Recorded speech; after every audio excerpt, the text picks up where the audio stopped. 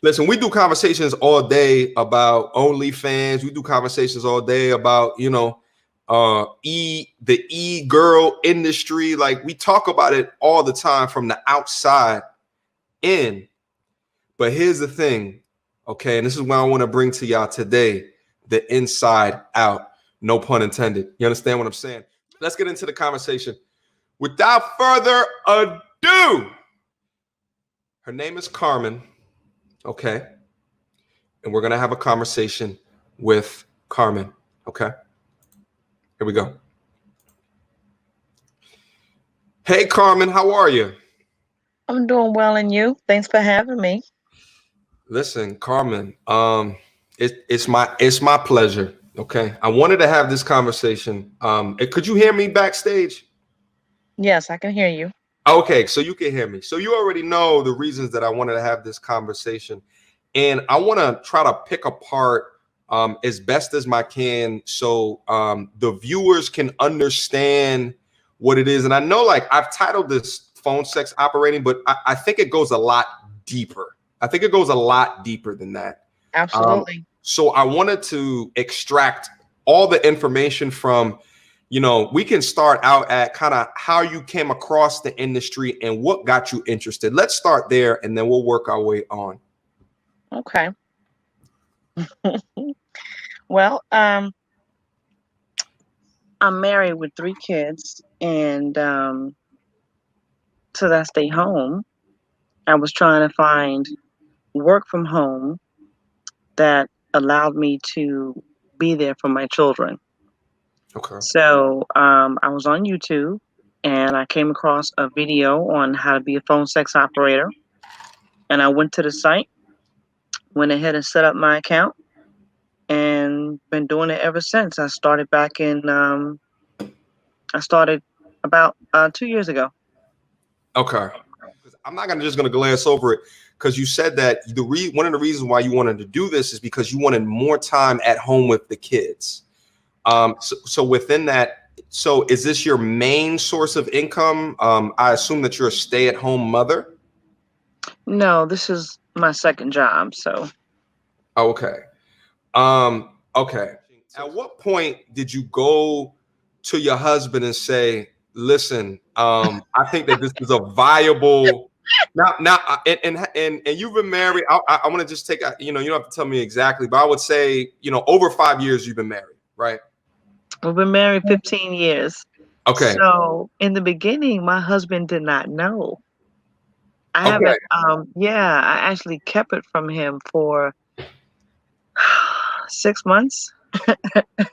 Wow. Okay. So in other words, like, you guys get out of bed in the morning. He would kiss you and the children goodbye. He go off to work, and then the children will be in the house. No, the kids go to school.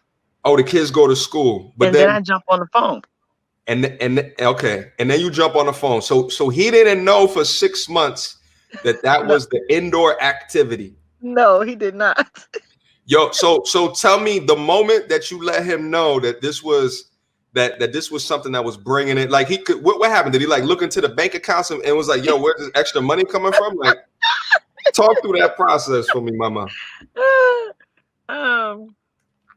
He actually came home from work one day for lunch, and he found me in my closet talking on the phone, and he was like, "What the hell is this?" Whoa. He was laughing.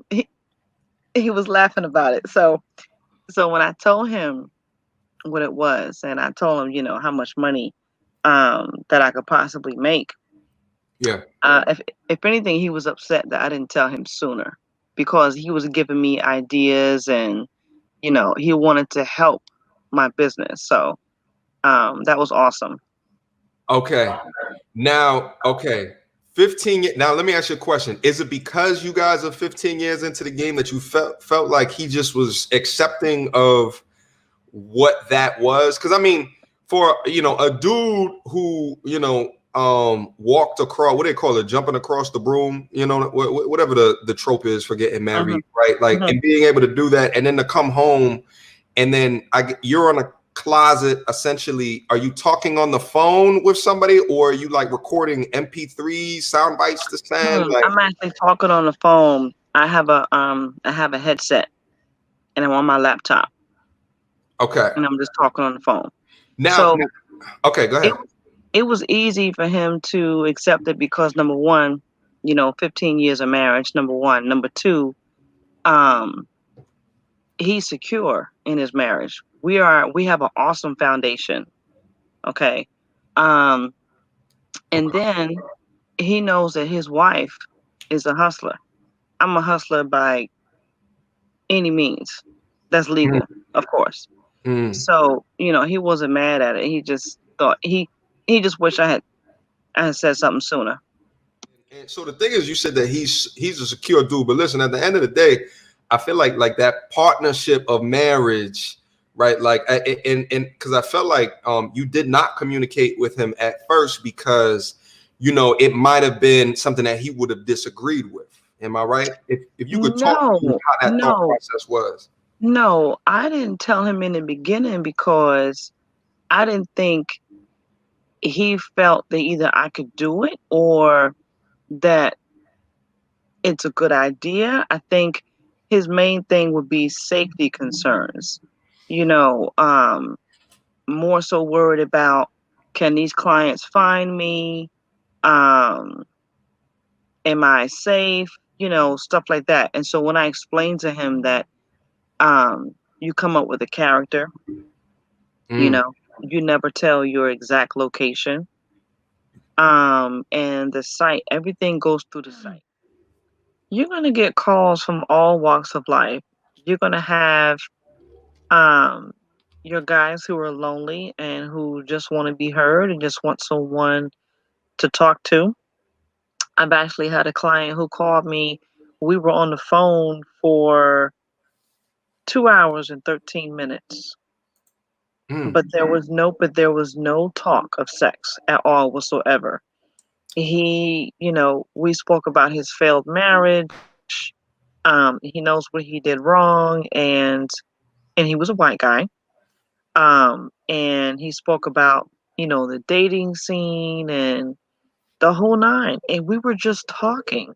Does your job make you curious about trying BDSM with your husband? We already do, baby. Oh, wait a minute. Let me follow that one up. Let me follow that one up. Is there components of like your, and feel free not to answer if we get too into it, but like, is there components of your husband hearing how your day went and then you both use that for interactions? No, just if it's in the air, then I'll break out the whips and chains and the leather heels and stuff, God.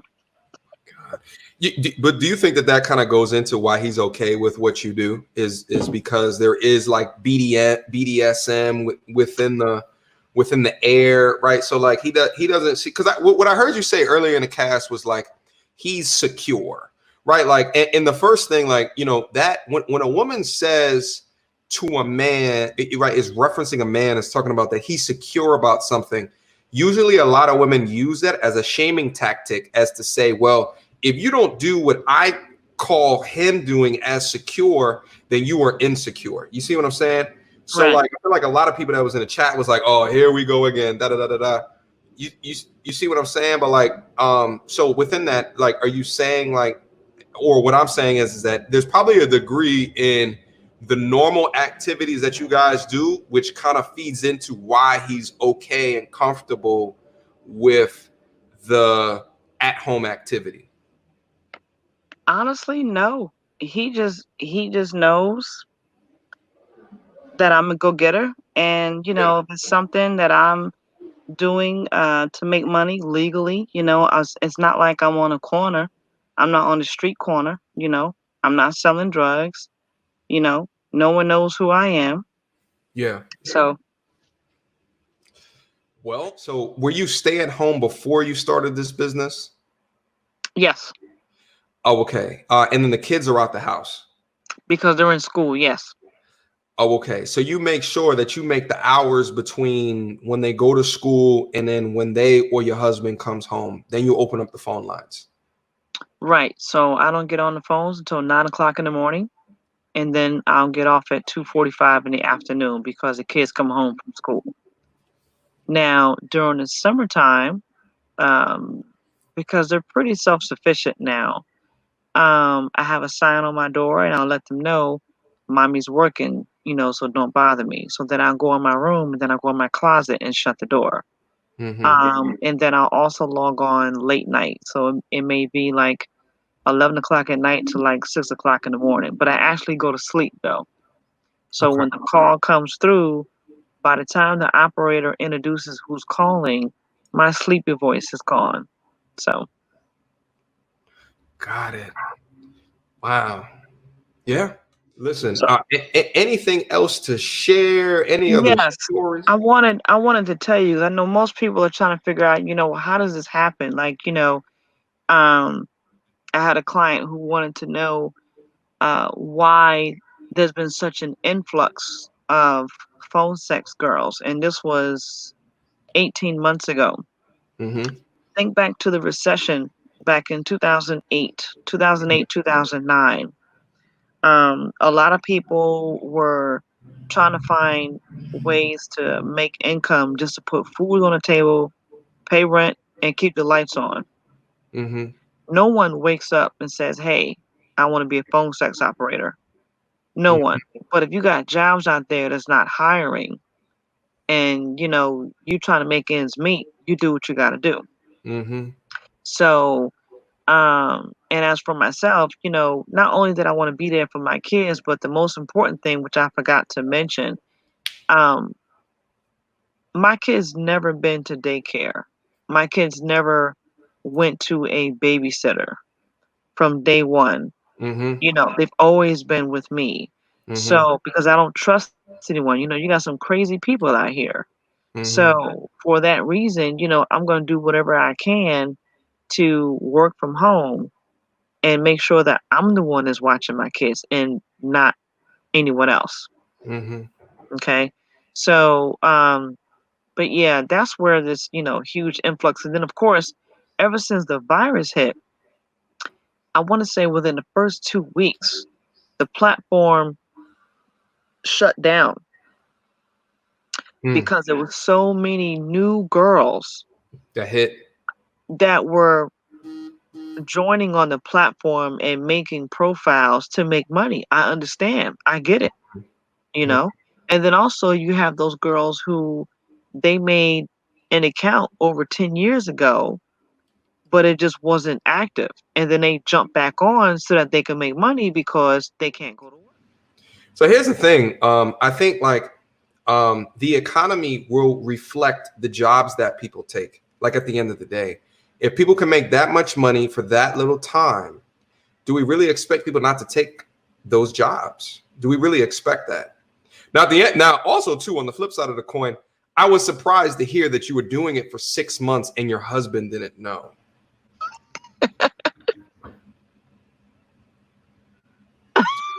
That was a strong giggle, Carmen. It was a strong giggle.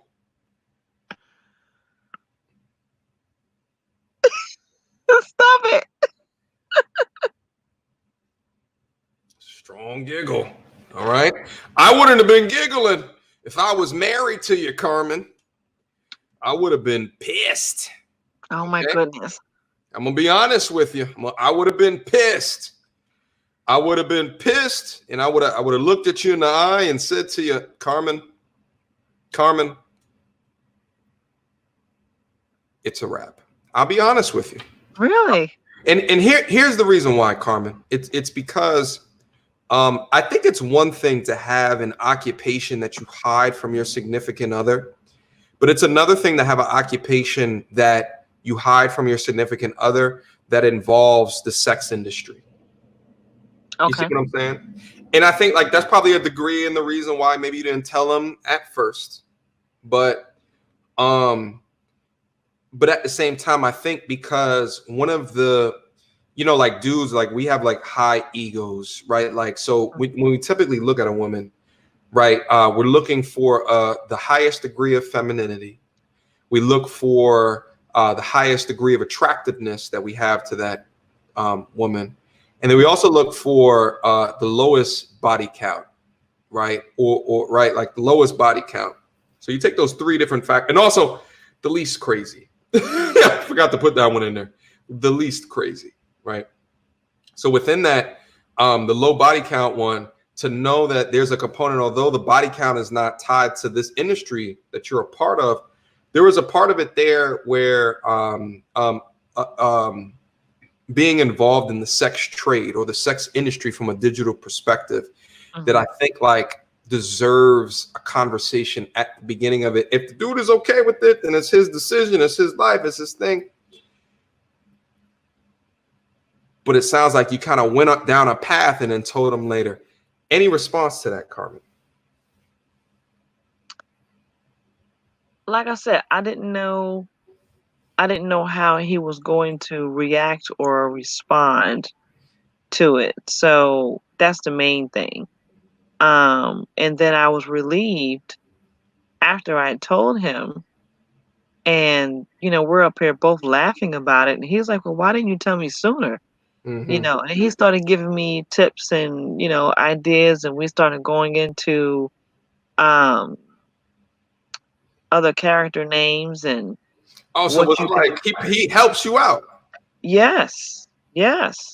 So because it puts more money in both your pockets because you're married. Exactly. At the end of the day, exactly. So he's hilarious. You should hear the conversations that we have. So, but yeah, he's totally cool with it. Like I said, I didn't know how he was going to react. So, you had an 18-year-old daughter who's off to college. She says, Mom, and you're like, and she's talking about the cost of da da da da da, and then she goes back and she's like, well, this is something that I can do in order to earn extra money.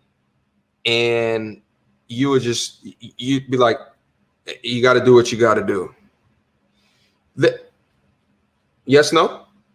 Yeah. I would tell her about it. I would present it to her and see how she feels about it, because it takes a special person to do this. Not everybody can do this. And so let me ask you another question, Carmen. So even knowing, like the unique circumstances that you talk to these older men, 50, 60 years old, from a sexual mature experience perspective, 18-year-old daughter, not really, probably just new to this, doesn't really understand, right? Like, or maybe does, like, I don't know, like, kids growing up today are receiving influx of digital information that you and I have not been exposed to. What do you think your husband would say if your daughter had that job? Now, I think he might have a problem with it. But then again, I don't know. I don't know. I don't know. That's a good question.